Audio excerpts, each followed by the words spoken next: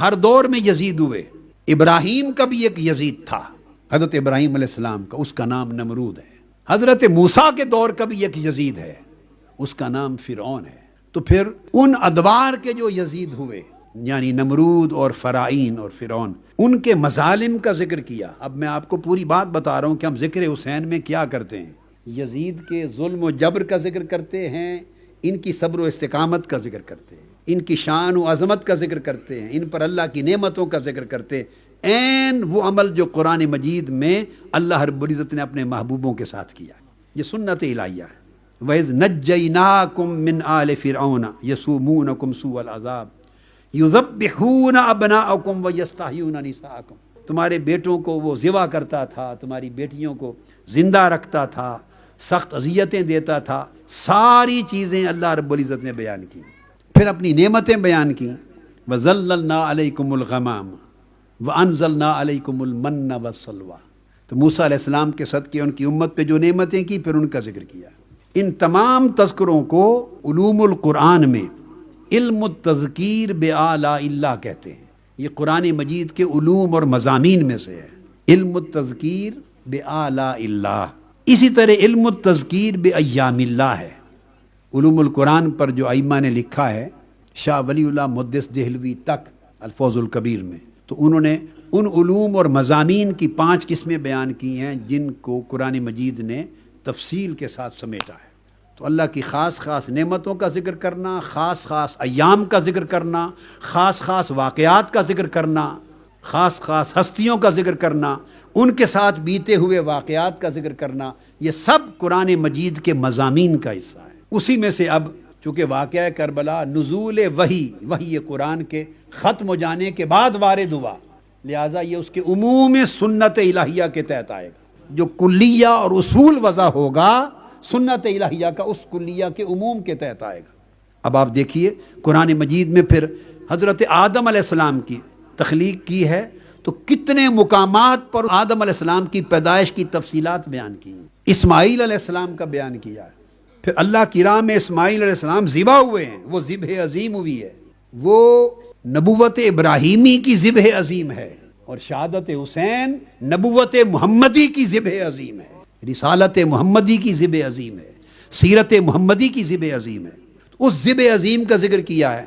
مینا کے میدان کا، شیطان کا آنا، کنکریاں مارنا، تفصیلات اور جزئیات، پہ لٹایا جانا، پھر چھری چلانا، باپ اور بیٹے کا آپس میں کلام کرنا، پھر فدیہ ہو جانا.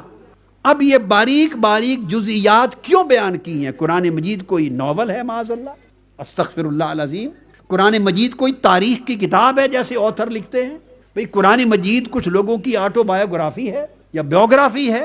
یہ باریک باریک واقعات کے کوئی لے کے چل رہا ہے، وہ لٹا رہا ہے، وہ اپنا خواب سنا رہا ہے، بیٹا کہتا ہے خواب پر عمل کر کے ذبح کر دیجئے، پھر لیٹ رہے ہیں. اس طریقے سے ساری تفصیلات بیان ہو رہی ہیں، پھر فدیہ ہو رہا ہے. ایک آیت میں مختصر بات بھی ہو سکتی تھی. نوح علیہ السلام کا بڑی تفصیل کے ساتھ ذکر ہوتا ہے، لوط علیہ السلام کا تفصیل سے ذکر ہوتا ہے، ہود علیہ السلام کا تفصیل سے ہوتا ہے، زکریا علیہ السلام کا تفصیل سے ہوتا ہے. پھر موسیٰ علیہ السلام کی اتنی تفصیلات ہیں کہ حد ہے. پھر عیسیٰ علیہ السلام کی تفصیلات ہیں. پھر سب سے بڑھ کے سورہ یوسف میں چلے جائیے، جو قرآن مجید کی سورہ محبت ہے، جو آداب محبت سکھاتی ہے اور طہارت محبت سکھاتی ہے. اس میں چلے جائیے تو اندازہ کریں کہ یوسف علیہ السلام کا تذکرہ، ان کے بچپن کا ذکر قرآن میں سٹوری بک نہیں ہے. یاد رکھ لیں، قرآن ایک سٹوری بک نہیں ہے، ان کے بچپن کا ذکر ہے، بھائیوں کے ناروا سلوک کا ذکر ہے. ذرا سوچئے. اب اسی ایک سورہ یوسف کی روشنی میں تذکرہ کربلا کو آپ ناپ لیجیے، ذکر حسین کی اہمیت کو جان لیجیے. وہ یوسف حضرت یعقوب کے یوسف ہیں، ہائے ہائے، حسین مصطفیٰ کے یوسف ہیں.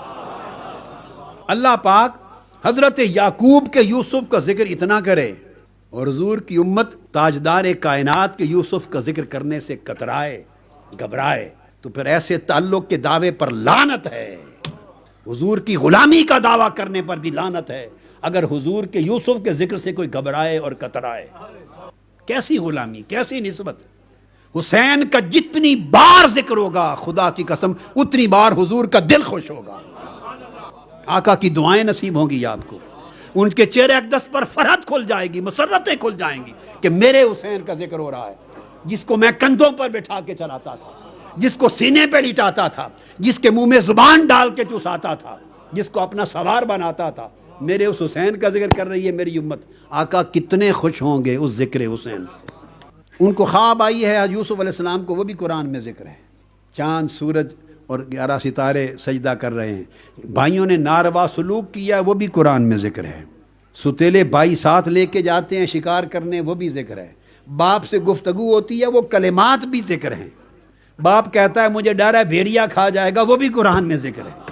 اب یہ کلام جو ہو رہا ہے، مجھے ڈر ہے تم لے جاؤ گے حفاظت نہیں کرو گے بھیڑیا کھا جائے گا، بتاؤ اس سے کتنے احکام شریعت کے نکالتے ہیں آپ، کتنے حلال حرام کے احکام نکالتے ہیں، نماز روزہ حج زکوٰۃ کی کتنی تعلیمات نکالتے ہیں۔ یہ ذکر یوسف ہے۔ اور پھر وہ جنگل بیاباد کنویں میں گرا آتے ہیں اس کا ذکر ہے، پھر جھوٹا خون لگا کے کپڑوں پر آتے ہیں اس کا ذکر ہے، پھر وہ ان کے مکر و فریب پر کہتے ہیں اللہ سے مدد طلب کرتا ہوں پھر اس کا ذکر ہے، پھر قافلے کے آنے کا ذکر ہے جس نے کنویں سے نکالا ہے آپ کو، مصر لے جا کے بیچ دینے کا ذکر ہے بازار میں۔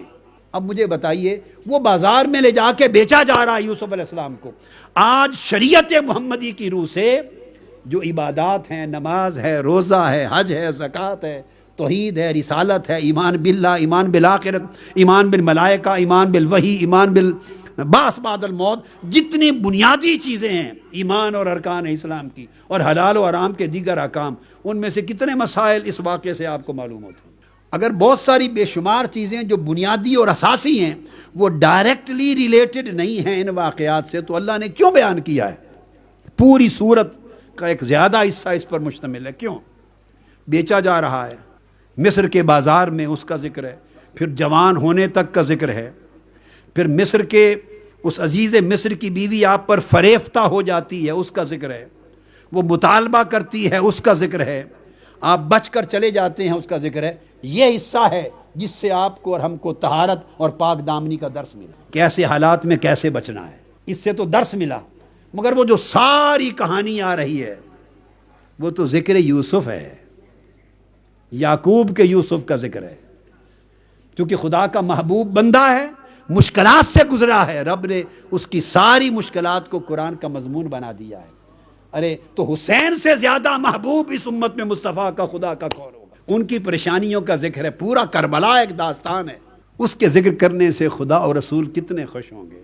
پھر آپ پر تہمت لگی ہے اس کا ذکر ہے، پھر قید میں ڈال دیے جاتے ہیں اس کا ذکر ہے، قیدیوں کو خواب آتا ہے اس کا ذکر ہے، خواب کی تعبیر بتاتے ہیں اس کا ذکر ہے، الحاصل القیاس پھر باہر نکلتے ہیں اس کا ذکر ہے، پھر وہ مصر کی عورتوں کو بلا کے ان کو پھل تھمائے جاتے ہیں، چھریاں دی جاتی ہیں، چہرے سے پردہ پلٹ کے گزارا جاتا ہے، ان کی انگلیاں کٹ جاتی ہیں اس کا ذکر ہے۔ یہ سارے انگلیاں کٹنے کے واقعے سے شریعت کے کتنے حلال اور حرام معلوم ہو گئے آپ کو، کتنے فرائض واجبات اور سنتیں معلوم ہو گئیں۔ ان کے صبر کی بات ہو رہی ہے، طہارت کی، استقامت کی، عظمت کی، شان کی، مضبوطی کردار کی، اور سنت بنائی جا رہی ہے کہ میرے محبوب کا بھی ایک یوسف ہوگا۔ دیکھو پرانے بنی اسرائیل کے زمانے کے یعقوب کے یوسف کا ذکر جس طرح میں نے کیا، جب میرے محمد مصطفیٰ کا یوسف آئے اور وہ مدینہ سے چل کے کربلا پہنچے، تو اس کا سفر اس سے کم نہیں ہوگا جو غیر آباد کنویں سے نکل کے مصر میں بکنے کا سفر یوسف کا تھا۔ وہ مصر میں بکا ہے، اور اس حسین یوسف محمد کا سر نیزے پہ چڑھا ہے، اس نے بھی کربلا سے کوفے اور دمشق کا سفر کیا ہے، اور لٹا قافلہ لے کر یہاں بھی سیدہ زینب کوفہ اور دمشق سے واپس مدینہ پہنچی ہیں، ایک سفر وہ بھی ہوگا۔ اللہ نے سب کو اس لیے بیان کیا کہ میری سنت کو دیکھ لینا، میرے طریقے کا حیا کرنا۔